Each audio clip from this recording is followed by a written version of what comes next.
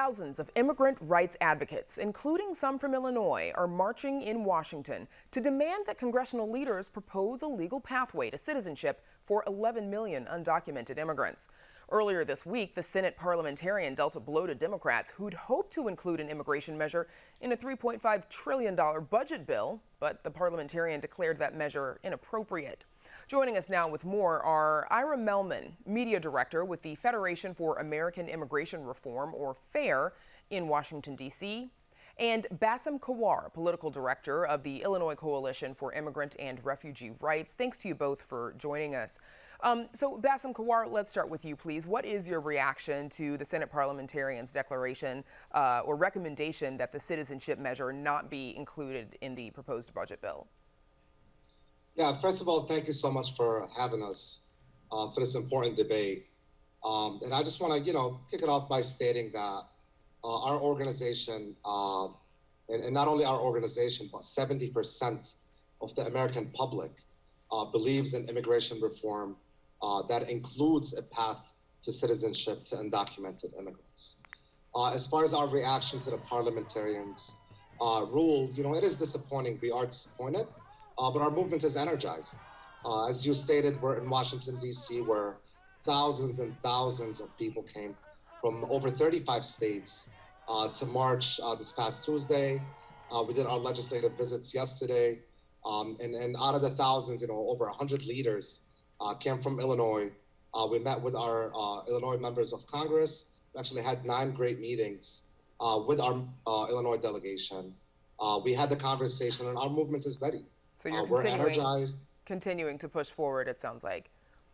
Yes, I mean, there is a plan B that we're going to push for, and we are not going to settle for anything less than a pathway to citizenship to millions of undocumented immigrants. And Ira MEHLMAN, what is your reaction then? Do you agree with the parliamentarian's recommendation? Absolutely. This had nothing to do with budgetary issues. This was an attempt to sneak it through because they know they cannot get the 60 votes necessary in the Senate to pass a mass amnesty. And also, given the fact that we now have a border that is just raging out of control, we have an immigration system that is not being enforced at all by this administration, there's little appetite on the part of the American public for creating even more chaos. What we need is what has been promised to the American public now for decades, which is an immigration system that makes sense for the country and that enforces laws. Every country on earth has immigration laws, but they're meaningless unless there's some sort of an enforcement mechanism, and there simply hasn't. And creating another amnesty is just going to trigger more illegal immigration as people start to believe that every time you violate our immigration laws, you'll be rewarded for it.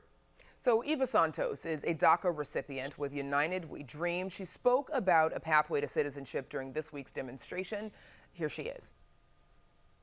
Those DACA recipients that are here, that are still undocumented, that have been working and providing and contributing to this country, are deserving of a permanent protection to stop fearing being stopped in the streets and deported. There are many workers out there, those farm workers that provided us a meal during the pandemic that were out there. It's just a big community that is deserving of this, and they deserve to have a peace of mind and a permanent protection. So Ira MEHLMAN, back to you. Obviously, we're talking about some 11 million immigrants here. What is the alternative, especially for those who are young people who came here, were brought here as young people by their parents? You mentioned that they were brought here by their parents. Their parents understood that they were putting them in a sense of a place of legal limbo by violating U.S. immigration laws. It is ultimately the responsibility of the parent for the situation that these young people find themselves in. But look, most people who are coming to the United States are good people, but it doesn't change the fact that it has an impact on American society. The reason countries have immigration laws is because we recognize that it has an impact on the receiving country. It affects people's jobs, their ability to earn a living, their children's schools. It affects virtually every aspect of life in the United States. And for many people, it has a harmful effect. And that is the reason why every nation on earth has immigration laws and why they need to be enforced. BASSEM, what are you asking, what are organizers asking lawmakers for? What specifically would you like them to do? I never thought I would agree with my co-panelists on any point. But it seems like we agree that we have a broken immigration system. In the past 35 years, we have not had any positive legislation or positive movement on immigration. It tells you that there is something wrong happening in this country and its immigration laws, that we have the heartbreaking scenes that we're seeing on our southern border. When we see white men on horses with whips, whooping Black immigrants in a very disturbing scene that came out of the movies of the 1700s. We have not seen those scenes in the 1700s. So yes, we do have a broken immigration system. And yes, we need to fix it. And yes, we need to fix it now. And the way we fix this broken immigration system is by passing a path to citizenship to all undocumented people.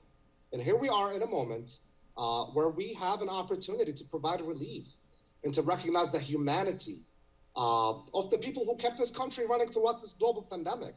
When myself and my co-panelists were sent at home, Zooming into our meetings, my neighbors and his neighbors were out working the grocery stores. There were the bus drivers, there were the teachers, the nurses, the doctors.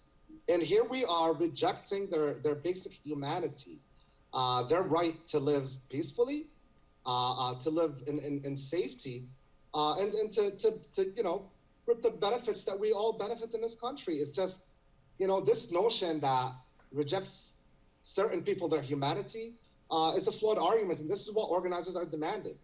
We are demanding nothing less than a path to citizenship to as many people as possible in the upcoming budget reconciliation. Ira, I know there are some points on which the two of you clearly agree. We've got about 45 seconds left. What would you like to see lawmakers do to repair what you both refer to as a broken immigration system? Establish immigration laws that make sense for the country, that select people based on objective assessments of their likelihood to contribute in this country, and then enforce the laws. We don't have an immigration system that works for the country. We have to remember that the primary constituency for U.S. immigration policy is the American people. The assertion that somehow Americans aren't doing vital jobs in this country, that it's only the immigrants who are keeping us afloat here, is preposterous. It just degrades the whole notion of what American citizens contribute to the United States. We need to have a system that makes it clear to people that you have to obey the rules, otherwise you're simply not going to be able to come. And not everybody who wants to be able to come is going to be able to come. Okay, that is where we'll have to leave it. My thanks to BASSEM KAWAR and Ira MEHLMAN for joining us.